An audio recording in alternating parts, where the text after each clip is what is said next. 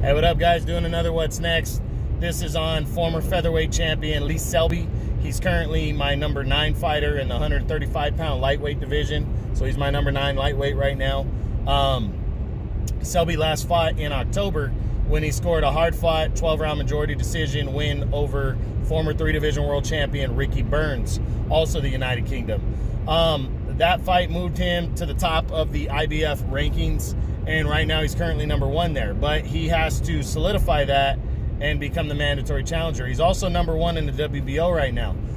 Selby was scheduled to fight on May 9th on a matchroom card against George Kambosos to determine the mandatory number 1 contender for the IBF title. That fight's been postponed due to the coronavirus pandemic, but that should be his next opponent next in a final eliminator.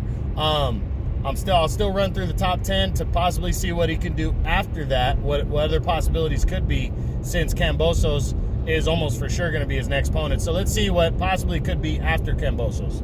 We start with the unified champion, Vasily Lomachenko. Lomachenko is going to fight Teofimo Lopez and probably win the IBF title. So it's possible from the standpoint, if Lomachenko wants to stay at 135 after the Teofimo Lopez fight, it's possible he could face Lee Selby.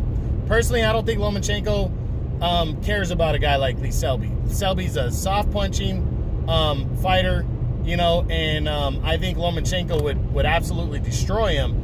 But, you know, he would have to face him in a mandatory fight unless Selby decided to fight for the interim title instead while he waits around for Lomachenko, which I'm not sure if he does that, but the IBF will probably want to keep Lomachenko as the IBF champion. So maybe it could happen. I'm leaning towards the no, but I do believe Lomachenko is going to be the next IBF champion. So, you know, it definitely could happen, but I'm leaning towards the no. It probably won't after Kambosos. Now, that's if Selby beats Kambosos. I don't know Kambosos. I know he hasn't really done much. Selby, I know. I'm predicting Selby to sneak by with a decision just because I don't know Kambosos. But this is if Selby wins and becomes the IBF mandatory challenger, which I'm thinking he will, but I honestly don't know anything about Kambosos and how good he is or not. That being said, number 2 after would be Teofimo Lopez.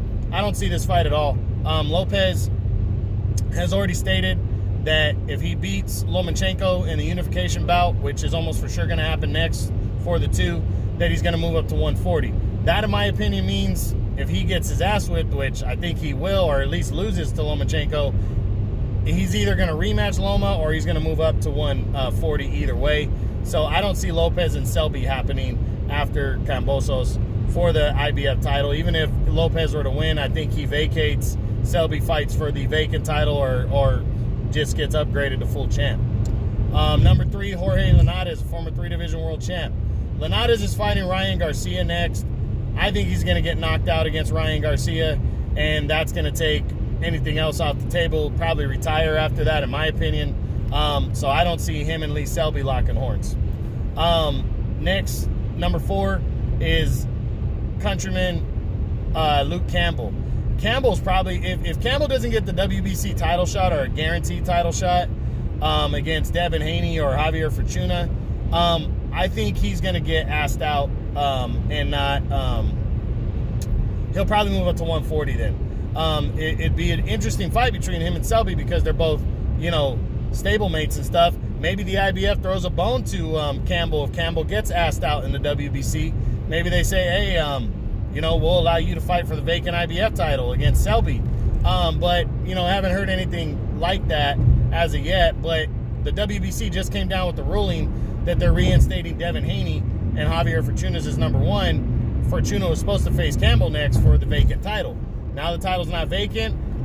Is Campbell even in the picture to fight for the title next? If he's not, and he wants a guaranteed title shot, maybe wait around, see what's going on with Lee Selby in the IBF, since the winner of Lomachenko-Lopez is likely to vacate the IBF title next and not fight Selby. So just got to wait and see how that unfolds. I'm leaning towards the less likely because if Campbell doesn't get the next WBC title shot or have a guaranteed title shot next, I think he's moving to 140.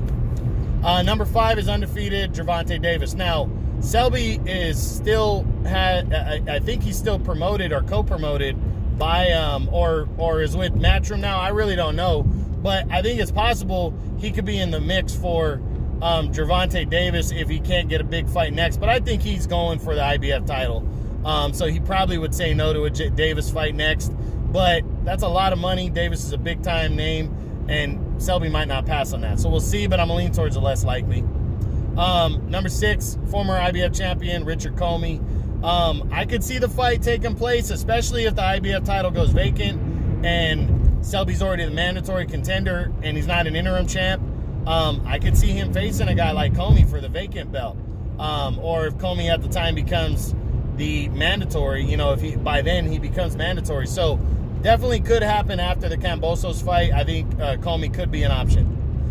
Number 7 is Javier Fortuna. I think Fortuna's going to fight Devin Haney next. I think he's going to get his ass whipped, and he won't be in line for Lee Selby.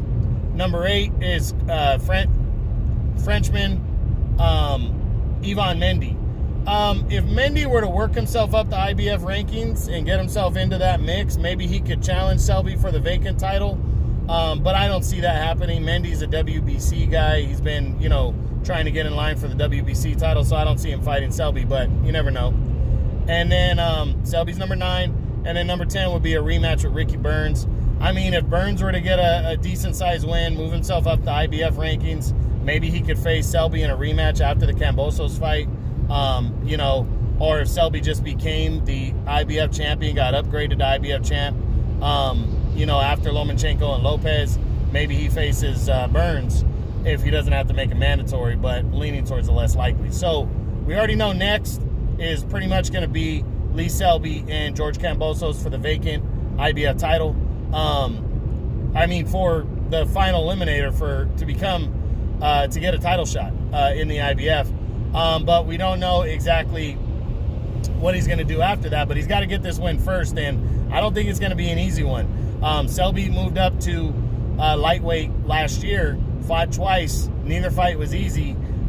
He's a soft punching fighter that throws a lot of punches, decent skill. That's going to get him by against guys that throw soft punches. But, he was a soft puncher at 126 too. So he's going to have to solely rely on the volume punching and his skill. And is he going to be able to handle some of these big, heavy hitters? Kambosos undefeated. Gonna try to be knocking his head off. I think it's going to be an interesting fight. IBF final eliminator, but after that, world title shot. So we'll see. All right, guys, that's the what's next on Lee Selby. Hope you enjoyed it. True Boxing, you've been hit with the truth.